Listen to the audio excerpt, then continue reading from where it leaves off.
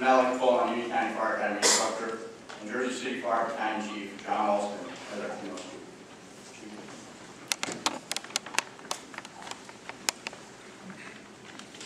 Good evening.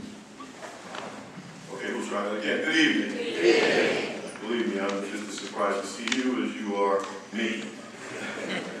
To the recruits, I believe there are 15 of you. Director Moran actually must have been reading my notes. I have like 101 rules for new firefighters. He actually gave you 4 of the most important, 3 of the most important. So now I've got to come up with some new ones. I'm going to be here for a while. I want to thank the departments and the Union County Fire Academy for inviting me to speak again. I was told by firefighter, then recruit, Ryan Rule, who told me, I hope you got a new speech. So I was going to have Ryan come up here and hold my cards for me to ensure that. And then Dan and I worked out another deal. So I'll see you later in the park. He had a much better idea than I did. Father, I want to thank you. You talked about being in Jersey City at St. Al's. I'm a St. Petersburg grad, and the parish is still active at St. Al's and doing some great community work. This evening in Jersey City, we're actually swearing in our new mayor, Stephen Fuller.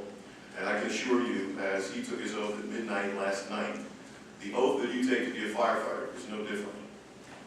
The same oath that he puts up to protect the citizens of Jersey City, to defend our Constitution against enemies, domestic and foreign, are the same. The only deviation from our oath and his oath is that you will readily place your life in the hands of others, and you will readily be able to forfeit your life for someone else. And my wife, I don't know if she's here or not, she always says, stop talking about the doom and gloom, it should be a happy night. And it's not a question of the doom and gloom, it's the most important thing we need to know.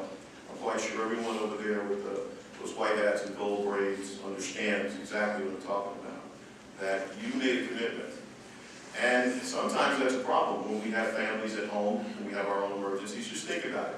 While you're at work and we all work in this immediate area, think about what happened during Hurricane Sandy when firefighters, police officers, and even civilian contractors were at work. What was going on at home? What was going on at home is their families were managing their own emergencies as well. And I can assure you, none of you have gotten here by yourself. The commitment that you made, your families have supported you in getting to those seats and wearing those hats and badges. Don't dishonor their trust in you. Don't dishonor their faith in you. Never forget why you're there. You're there to protect the citizens that you're sworn to protect and to protect the lives of those that you have sworn to work with. Now, last time I had a chance to address some new recruits, I talked to them about the riddle of the Sphinx and how we start out by crawling in the morning. We walk on 2 legs during the day, and then we have 8 at night. But I'd like to use someone else as an example. There was a very famous artist, and I know that they have a TV show about him now, Da Vinci's Demons. Leonardo da Vinci was a brilliant, brilliant man, brilliant artist and engineer. And one of the things he talked about, believe it or not, he had built this mechanism that allowed him to fly a few hundred meters or so. And he said, once you've tasted flight, the way you walk on earth will never be the same. You will never look at the sky the same, you will never look at the ground the same. Every step that you take now has been shaped and framed once you've tasted flight. Well, I can assure you that even the simulations that you've had in the past compare nothing. They pale in comparison to an actual working fire, to an actual incident or an emergency or a large-scale incident. The instructors there, and we talk about it all the time, can only simulate what you're going to experience in a real fire. The real fire is dynamic. There are things that are changing. People are going to be yelling at you. If you've never been yelled at before, guess what? Welcome to the fire service. I can assure you, if you've never had your horns, I'll be nice as fathers here, horns broken, step into any firehouse kitchen. I can assure you that you have not been tested yet. The only thing that we can do is train you to the best of our capabilities, ensure and test that learning is taking place, but the real job, the real career, is outside when you step off that truck. So I can assure you, utilizing Da Vinci's words, once you've tasted fire, you will never look at life the same. You will never look at your families the same. Because again, when you leave to go to work, and there's an emergency and it's large scale, your family's going to have to manage without you. My son recently came on the fire department in Plainfield. He just finished his pro year. I'm really proud of him. But I look at him when he goes to work and I wonder, has he made that commitment? Has he been watching me after 28 years and understand really what he's gotten into? And I have to trust the Plainfield Fire Department, not only with my house where I live, but I have to trust them with my son's life. I have to trust that they've made the same commitment. And I'm fortunate. I've worked with several of them in the past. His godfather's on the job. You know, our culture is kind of, you got to know somebody or be somebody. But has that situation come up where, one, I have to separate being a father and being a fire officer and trust that the system is in place to not only protect the citizens that he's sworn to protect, but to protect his life as well. All right, enough with the doom and gloom. Everybody's got a smartphone? Got a smartphone. Leave it in your locker and leave it in your car for the first 6 months. You got a lot to learn. You learned a lot out of these classroom situations and simulations and practicals, but now you've got to learn that piece of apparatus. You've got to learn who's who in the zoo, as it were. You have to know how to manage that station and get along with other people. And if you're an introvert, it's going to be found out. If you've got certain things that you don't like, don't tell anybody in the process. I can assure you. I used to hate the sound of metal against someone's teeth.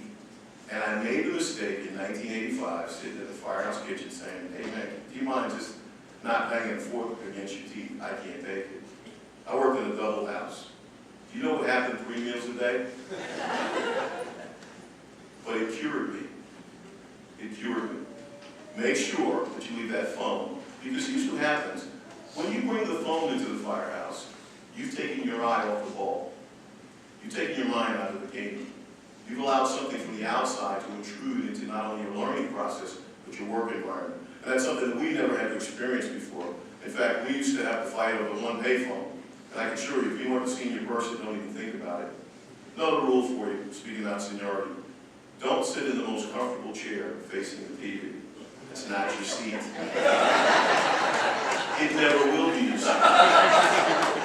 When the doorbell and the phone ring, it's always for you. Get up and answer it. Be the first one to the table. Be the first one to finish your meal. Be the last one out of the kitchen. Be the first one to the truck, the mop, the sink. If you've never mopped a floor before, it's a treat. I can assure you, it's a treat. One thing I said that I would be remiss if I did not say it, and it's not on the doom and gloom thing, but we cannot move forward without acknowledging that 19 firefighters lost their lives yesterday in Arizona.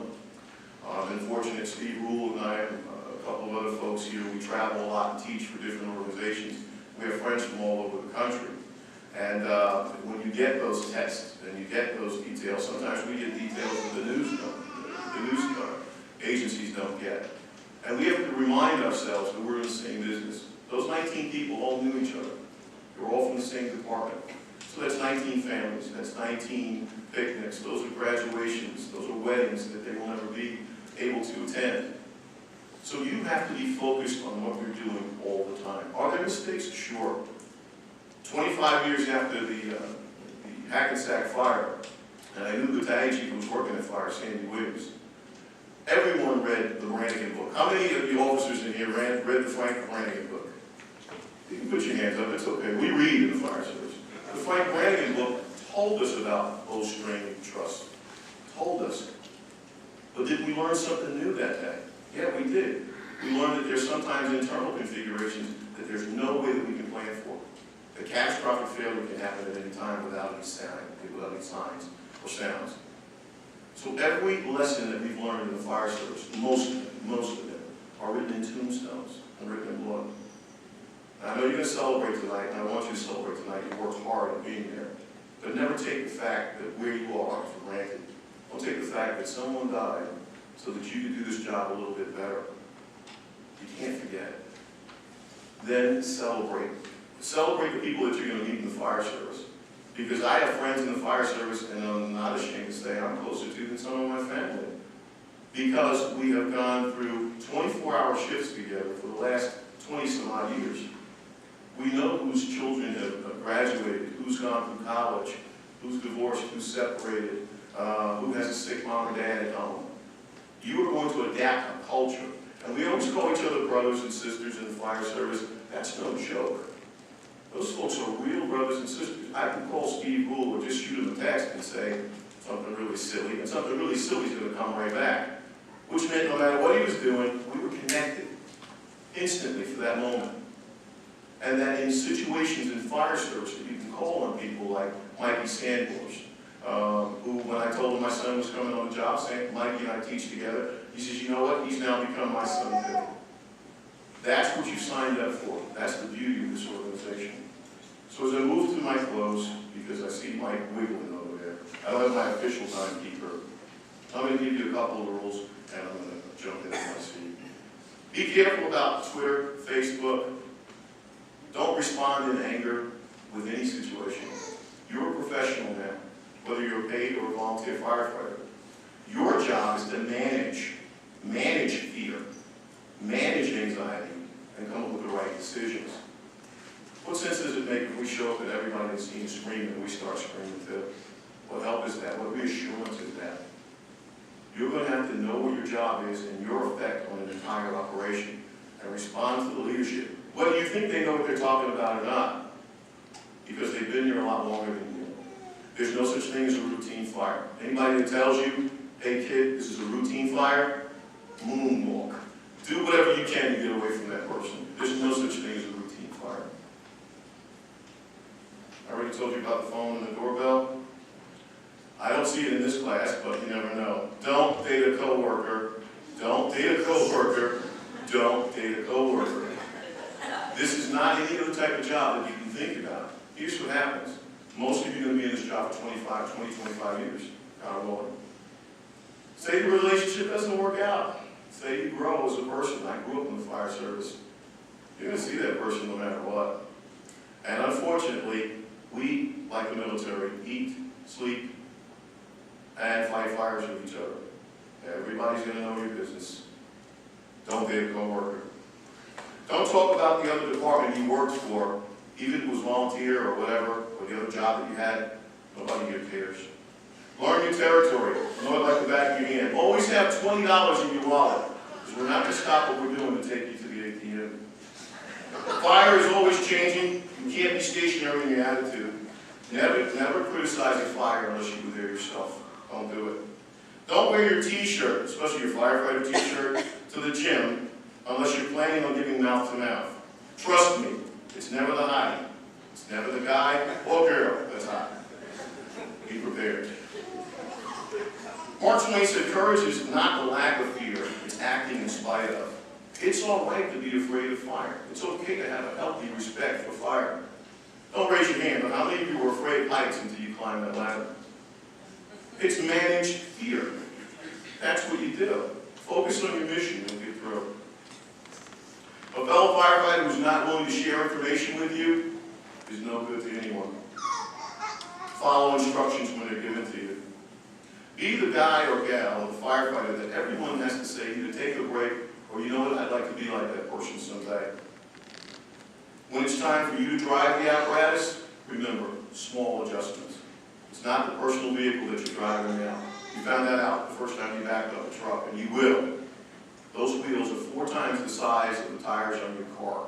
So this turn becomes this turn. Small. The average pumper is carrying 750 gallons of water. Do you know how much water weighs? It weighs 8 pounds per gallon.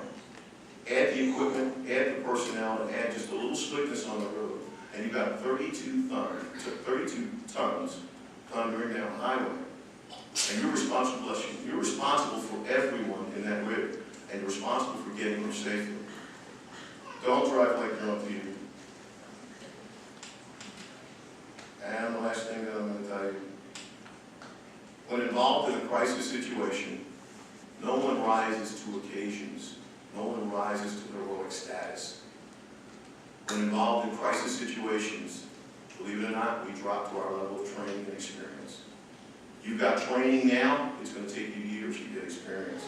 You got one mouth, 2 ears. Listen twice as much as you speak. And a successful career, and I'll see you out there. Take care.